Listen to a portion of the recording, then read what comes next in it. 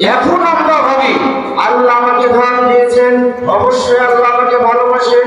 আল্লাহ আমাকে শক্তি দিয়েছেন, অবশ্যই আল্লাহ আমাকে ভালোবাসেন। আল্লাহ আমাকে টাকা দিয়েছেন, অবশ্যই আল্লাহ আমাকে ভালোবাসেন। আল্লাহ আমাকে সম্মান দিয়েছেন, অবশ্যই আল্লাহ আমাকে ভালোবাসেন। আল্লাহ আমার মান সম্মান ইজ্জত টাকা পয়সা যা আছে সব কিছুই দিয়েছেন, অবশ্যই আল্লাহ আমাকে ভালোবাসেন। কিন্তু একজন হিন্দু, তাকেও আল্লাহ ধন দিয়েছেন, টাকা দিয়েছেন, পয়সা দিয়েছেন, সব কিছুই দিয়েছেন, তাকেও আল্লাহ ভালোবাসেন। একজন ইহুদি, তাকেও আল্লাহ ধন সম্পদ টাকা পয়সা যা কিছু আছে সব কিছু আল্লাহ তাকেও দিয়েছে। এখন বোঝার উপায়, আমরা মুসলিম, আল্লাহ আমাকে ধন সম্পদ টাকা পয়সা মান সম্মান সবকিছু দিয়েছে। একজন হিন্দুকেও দিয়েছে, একজন খ্রিস্টানকেও দিয়েছে, একজন ইহুদিকেও দিয়েছে। তাহলে আল্লাহর ভালোবাসা বোঝার উপায় কি? আল্লাহ রাব্বুল আলামিন বললেন, ইন্নাল্লাহা ইউতি দুনিয়া লিমান ইউহিব ওয়া মান লা ইউহিব।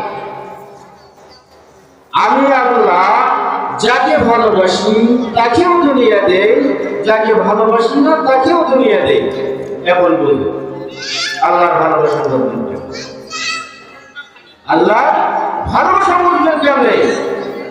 সম্মানিত উপস্থিতি, এখন আল্লাহর ভালোবাসা বোঝার কয়েকটা উদাহরণ দিচ্ছি, কয়েকটা পয়েন্ট বলতেছি, আপনারা মনোযোগ সহকারে শ্রবণ করার চেষ্টা করবেন।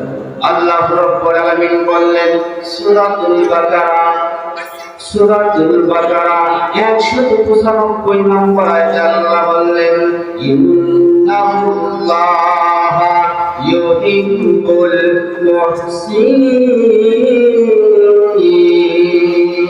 আল্লাহ রাব্বুল আলামিন বললেন, ও আমার বান্দারা, তোমরা শুনে রাখো, আমি আল্লাহ রাব্বুল আলামিন ওই ব্যক্তিকে ভালোবাসি যে ব্যক্তি সৎ কর্ম করে, যে ব্যক্তি ভালো আমল করে, যে ব্যক্তি আমাকে খুশি করার জন্য সৎ কর্ম অভ্যাসশীল হয়ে থাকে।